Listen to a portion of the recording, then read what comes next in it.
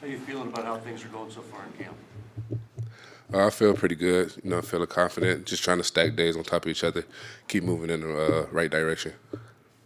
You guys have a pretty stacked room. And you've been through that before, the battles and stuff like that. But what's that like when you go through it and you know you're talented, but you know there's all other talented players and there's numbers to consider and all that stuff. How do you handle that as a player? Just control what I can control. Just put my best ability on film, and whatever happens after that, this is within God's hands. You feel putting the best out of you, the competition? Yeah, of course, it always keeps you on your A game. Just one mistake or one better play can either put you ahead or behind the competition. So it's just going out every day, giving it the best that you have. It's not like it's any days you can just go out there and just glide through the motions. Every day it's the test. How close are you guys? We're pretty close, and that's, I guess, something that's, different. So much competition within the room, but yet we're so close with one another. It's a thin line between business and like brotherhood, but we know that it's, business oriented. So, like I said, we just control what we control, and whatever happens after that is within his hands. Have you been able to replicate or come close to the catch you had last year in Dallas? No, I haven't had a underthrown ball by Banjo yet. So maybe we get him back then. We could replicate it. How many times do people bring that up? They bring it up a good amount of times. There's a lot of people out there that know me of it that I really didn't think too much of after the catch. A lot of people don't see you because we have helmets on and stuff like that. But it's definitely a lot of people, I guess, that went and Google my picture afterwards, see what I look like.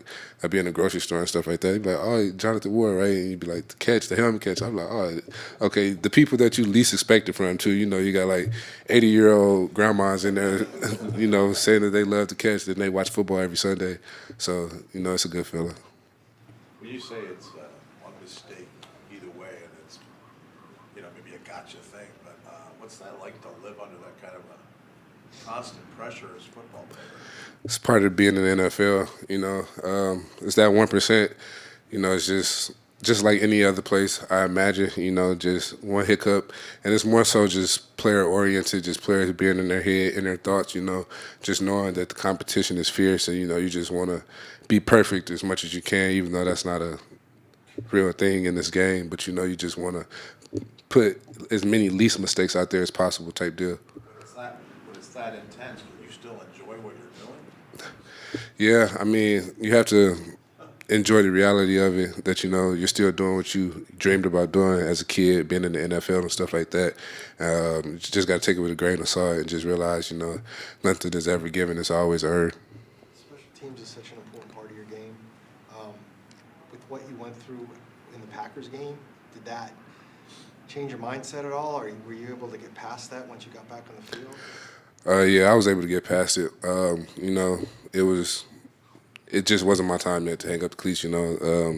God looked out over me, He blessed me, and gave me the ability to still be able to walk and move right, function my limbs, and gave me the opportunity to step back out on the field.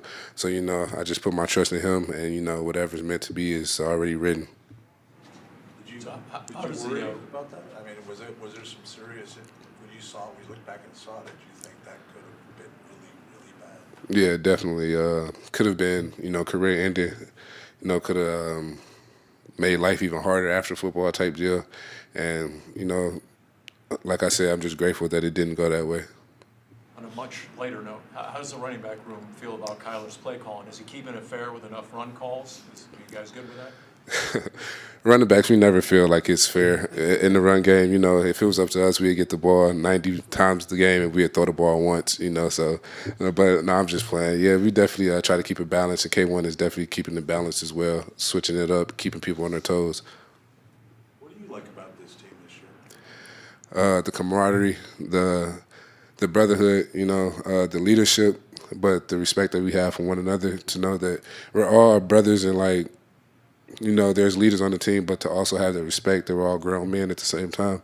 For instance, James Conner, he's the older vet in the room. We're all grown men, but in a way, we look up to him in a big brother aspect, the wisdom and knowledge that he has for the game, and just, seeing him be a Pro Bowler and see him get the contract extension and stuff like that as a running back, everything that he does it right. So it's just a good figure to have in the room to, idolize.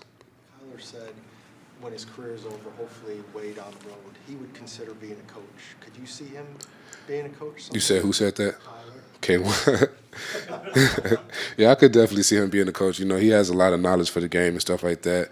He'll definitely be, one of those goal-oriented coaches, though. You won't have too much slack to play around with him.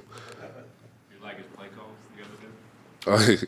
Yeah, definitely. He took the mic. I was standing right there behind him listening to his play calls, too. So if he called something that I didn't like, I was going to let him know that, too. Jonathan, I think I saw the playoff game you wore a Mighty Ducks jersey to the game. Oh, yeah. What's that from? That's from the Mighty Ducks, the movie.